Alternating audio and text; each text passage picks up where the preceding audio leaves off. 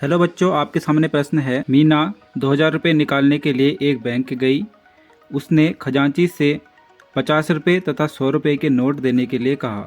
मीना ने कुल 25 नोट प्राप्त किए। ज्ञात कीजिए कि उसने 50 रुपये और 100 रुपये के कितने कितने नोट प्राप्त किए। चलिए इसका आंसर देख लेते हैं। देखिए बच्चों, जैसे आपको यहाँ पर 50 रुपये और 100 रुपये के नोट कितने हैं यह ज्ञात करना है, तो सबसे पहले हम इनकी संख्या मान लेंगे। तो लिखेंगे माना 50 रुपए के नोटों की संख्या बराबर x और 100 रुपए के नोटों की संख्या बराबर y। हमको यहाँ पर कुल नोटों की संख्या दी है 25, तो हम लिखेंगे कुल नोट बराबर 25, इसलिए x प्लस y बराबर हो जाएगा आपका 25। तो यह आपका पहला समीकरण हो गया। इसके बाद हमको यहाँ पर कुल रुपए दे रखे हैं 2000 रुपये, तो हम इसे लिखेंगे कुल रुपए बराबर 2000। इसलिए जैसे आपको यहाँ पर दिया है कि मीना ने 50 के और 100 के नोट प्राप्त किए हैं और हमने 50 के नोटों की संख्या x मानी है और 100 के नोटों की संख्या y मानी है, तो इसे हम कुछ इस प्रकार से लिख सकते हैं 50x प्लस 100y बराबर 2000। 50 रुपए के नोट को उसकी संख्या से गुणा कर देंगे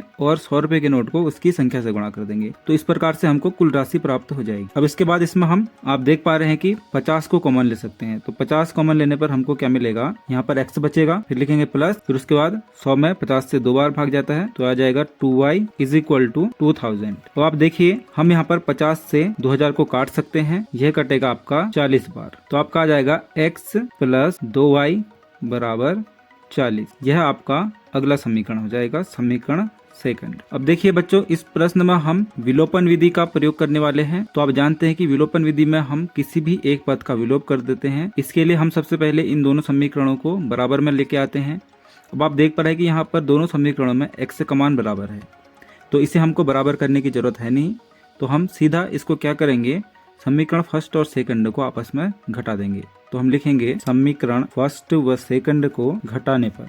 तो सबसे पहले हम इन दोनों समीकरणों को लिख लेंगे। तो आप जानते हैं कि घटाने पर चिन्ह बदल जाते हैं, तो इसलिए हम इन सभी में प्लस की जगह माइनस लगा देंगे। तो अब आप देख पा रहे हैं यहाँ पर x प्लस में है और यह x माइनस में हो गया, तो इन दोनों को आपस में काट देंगे। और इसके बाद y प्लस में है और 2y माइनस में है, तो इन दोनों को घटाएंगे तो हमको मिलेगा माइनस y, बड़ी संख्या का चिन्ह लग जाएगा। इसके बाद इन दोनों को भी आपस में हम घटा देंगे, तो आपका आ जाएगा यहाँ पर -15। माइनस से माइनस कटेगा तो y बराबर आ जाएगा आपका 15। अब हम क्या करेंगे, x का मान निकालने के लिए y का मान किसी भी एक समीकरण में रख देंगे। तो यहाँ पर हम क्या करेंगे, y का मान समीकरण फर्स्ट में रख लेंगे। अब यहाँ पर हम x को x की जगह लिखेंगे और y की जगह लिख देंगे 15 और यहाँ पर 25 आ जाएगा। फिर इसके बाद हम 15 को बराबर की दूसरी ओर ले जाएंगे, तो ये हो जाएगा -15 और फिर आएगा हमारा x बराबर, इन दोनों को आपस में घटा देंगे तो 10 आ जाएगा। तो इस प्रकार से हमें x और y का मान प्राप्त हो चुका है। तो हम लिख देंगे अतः 50 रुपए के नोटों की संख्या बराबर 10 और 100 रुपए के नोटों की संख्या बराबर 15। तो चलिए बच्चों, इस प्रकार से हमने इस क्वेश्चन का आंसर देख लिया है। यदि आपको आंसर समझ में आया तो आप वीडियो को लाइक कीजिए, हमारे चैनल को सब्सक्राइब कीजिए और इसी प्रकार का और कंटेंट देखने के लिए हमारे साथ बने रहिए। धन्यवाद।